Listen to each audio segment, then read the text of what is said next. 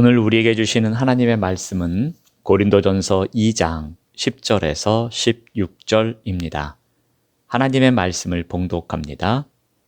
오직 하나님이 성령으로 이것을 우리에게 보이셨으니 성령은 모든 것, 곧 하나님의 깊은 것까지도 통달하시느니라. 사람의 일을 사람의 속에 있는 영 외에 누가 알리오? 이와 같이 하나님의 일도 하나님의 영 외에는 아무도 알지 못하느니라. 우리가 세상의 영을 받지 아니하고 오직 하나님으로부터 온 영을 받았으니 이는 우리로 하여금 하나님께서 우리에게 은혜로 주신 것들을 알게 하려 하심이라. 우리가 이것을 말하거니와 사람의 지혜가 가르친 말로 아니하고 오직 성령께서 가르치신 것으로 하니 영적인 일은 영적인 것으로 분별하느니라. 육에 속한 사람은 하나님의 성령의 일들을 받지 아니하나니 이는 그것들이 그에게는 어리석게 보임이요 또 그는 그것들을 알 수도 없나니 그러한 일은 영적으로 분별되기 때문이라. 신령한 자는 모든 것을 판단하나 자기는 아무에게도 판단을 받지 아니하느니라. 누가 주의 마음을 알아서 주를 가르치겠느냐? 그러나 우리가 그리스도의 마음을 가졌느니라. 아멘. 오늘 말씀의 제목은 오직 성령으로입니다. 복음은 이 세상 어떤 이야기보다 더 근원적인 것입니다.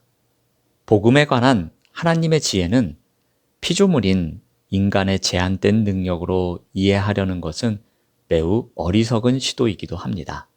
그래서 하나님은 오직 성령의 능력으로 복음을 알 수 있도록 인도해 주십니다. 그러면 성령의 능력은 어떤 것이겠습니까? 오늘 본문 말씀을 통해서 살펴보고자 합니다. 먼저 성령의 능력은 깨닫게 하는 능력이 있습니다. 하나님의 지혜인 복음을 이해하려면 영적인 눈이 열려야 하고 영적인 깨달음을 얻어야 합니다. 그런데 사람들은 자기의 이성적 테두리 안에서만 이해하려고 합니다. 그래서 하나님의 지혜를 알기가 쉽지 않습니다.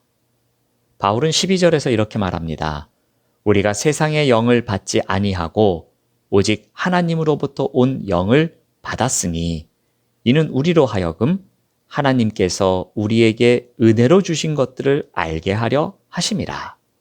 바울은 성령을 하나님으로부터 온 영이라고 설명합니다. 이 성령은 예수님께서 제자들에게 약속하신 것이었습니다. 그리고 이 성령은 제자들이 다락방에 함께 모여서 기도하고 있을 때 그들이 볼 수 있도록, 들을 수 있도록, 느낄 수 있도록 임하셨습니다. 이후 성령은 더 특별한 일을 하기 시작하셨습니다. 그것은 바로 각 사람의 마음에 임하셔서 십자가 위에서 죽으신 예수님의 죽음과 우리의 죄를 연결시키는 깨달음을 주신 것입니다. 만일 성령이 오시지 않았더라면 어떻게 되었겠습니까? 아무리 그리스도께서 십자가 위에서 죽으셨다 할지라도 그것이 우리의 죄 때문이라고 생각할 수 없었을 것입니다.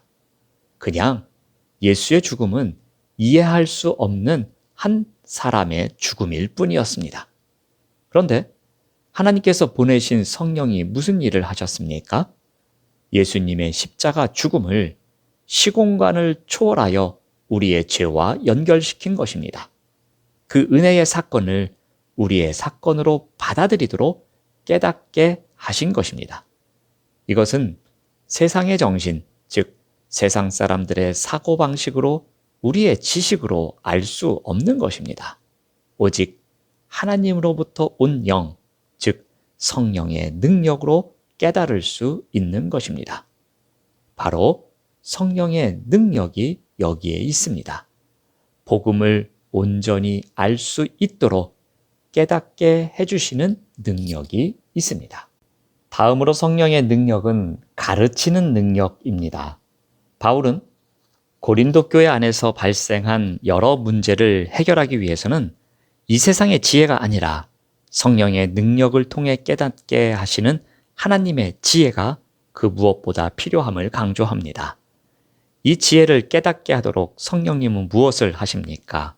13절 말씀을 봅니다. 우리가 이것을 말하거니와 사람의 지혜가 가르친 말로 아니하고 오직 성령께서 가르치신 것으로 하니 영적인 일은 영적인 것으로 분별하느니라. 사람의 지혜의 가르치는 말이 무엇입니까? 사람의 이치로 설득시키는 것입니다. 자기가 가지고 있는 입장을 다른 경우와 비교해서 설득해 들어가면 그 말을 듣는 사람들이 납득하게 되는 것입니다. 이에 가장 적합한 예가 웅변입니다. 자기 주장의 한 측면만 가지고 다른 사람들을 설득하는 것입니다. 그러나 이것은 어느 한쪽만 가지고 설득합니다. 그래서 설득하는 자의 말을 들으면 정말 옳은 것 같습니다. 하지만 반대 측면을 가지고 설득하는 사람의 이야기를 들으면 또 그 말이 옳은 것 같습니다. 모두 다 자기에게 유리한 한 부분만 가지고 설득하는 이야기를 하기 때문에 모두의 이야기가 옳은 것 같습니다. 이것이 바로 사람의 지혜로 가르치는 말입니다. 그러나 오직 성령께서 가르치신 것은 다릅니다. 이것은 일순간의 지적인 설득이 아닙니다. 어느 한쪽만을 주장하는 것도 아닙니다. 우리의 존재 근거까지 파고 들어가서 자기 자신을 보게 하는 것입니다. 바울 또한 자기 말로 자기가 믿는 것을 설명하고 있습니다. 하지만 이것은 성령께서 자기를 사용하고 있다고 믿습니다. 성령께서 은혜를 깨닫게 하셨고 그 은혜를 전하도록 성령께서 가르쳐 주셨다는 것입니다. 이것이 바로 성령의 능력입니다. 바울은 이제 성령의 능력을 입증하기 위해서 육에 속한 사람과 신령한 사람을 대조합니다. 먼저 육에 속한 사람은 어떤 자입니까? 14절 말씀을 봅니다. 육에 속한 사람은 하나님의 성령의 일들을 받지 아니하나니 이는 그것들이 그에게는 어리석게 보임이요 또 그는 그것들을 알 수도 없나니 그러한 일은 영적으로 분별되기 때문이라. 육에 속한 사람을 영어 성경에서는 성령이 없는 사람으로 번역합니다. 즉 하나님으로부터 온 영을 받지 않은 자입니다. 이런 사람은 순전히 인간적 생명력으로 살아가는 사람입니다. 성령의 움직임에 응답하여 그분께 이끌려 살아가는 사람이 아닙니다. 성령의 계시를 어리석은 것으로 보기 때문입니다. 그러므로 영의 일을 받아들이지 않으며 복음을 받아들이지도 않습니다. 그것을 지식적으로 이해하지 못해서가 아니라 그것을 진리로 여기지 않기 때문입니다. 반면에 신령한 사람은 어떠한 자입니까? 15절 말씀을 봅니다. 신령한 자는 모든 것을 판단하나 자기는 아무에게도 판단을 받지 아니하느니라. 신령한 사람은 하나님으로부터 온 영을 받은 자입니다. 그래서 영적인 것을 판단할 줄 아는 자입니다. 또한 아무에게도 판단을 받지 않습니다. 즉, 세상적 가치와 관점으로 판단을 받지 않는 자입니다. 그러므로 신령한 사람은 복음의 진리를 깨달을 수 있습니다. 이 또한 믿는 자들이 가진 지혜나 지식 때문이 아닙니다. 그들 가운데서 역사하시는 성령의 능력으로 가능한 것입니다. 성령의 능력을 힘입지 않는 자, 즉 육에 속한 사람과 성령의 능력을 힘입는 자, 즉 신령한 사람을 대조하여 어떠한 자가 성령의 능력 가운데 살아가는 자인지를 설명하고 있습니다. 이와 같은 성령의 능력을 힘입어야 온전한 신앙생활을 할 수 있습니다. 왜냐하면 성령의 능력을 힘입어야 그리스도의 마음을 갖기 때문입니다. 그래서 바울은 16절에 이렇게 결론지어 말합니다. 누가 주의 마음을 알아서 주를 가르치겠느냐? 그러나 우리가 그리스도의 마음을 가졌느니라. 그리스도의 마음을 갖는다는 것은 우리의 태도와 생각, 이성적 판단, 감정 등을 예수 그리스도와 동일시하는 것입니다. 그리스도의 마음은 우리의 생각대로, 우리의 인생 계획대로, 우리의 의지로 가질 수 있는 것이 아닙니다. 이것은 오직 성령의 능력으로만 가능한 것입니다. 성령께서 우리를 온전히 다스리실 때 우리는 그리스도께서 가지셨던 태도와 생각, 이성적 판단과 감정 등을 동일하게 품을 수 있는 것입니다.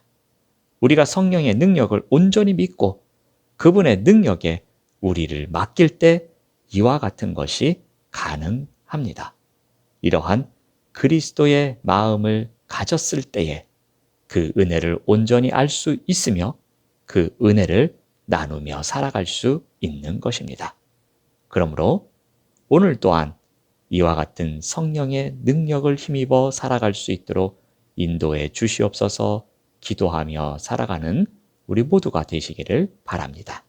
기도하겠습니다. 하나님 감사합니다. 성령의 능력을 힘입어 살아가는 우리가 되도록 인도하여 주시옵소서. 그래서 그리스도의 마음을 지니고 그리스도의 은혜를 누리며 살아가도록 인도하여 주시옵소서. 예수님의 이름으로 기도드립니다. 아멘. 생명의 말씀으로 나를 채우사 주의 길에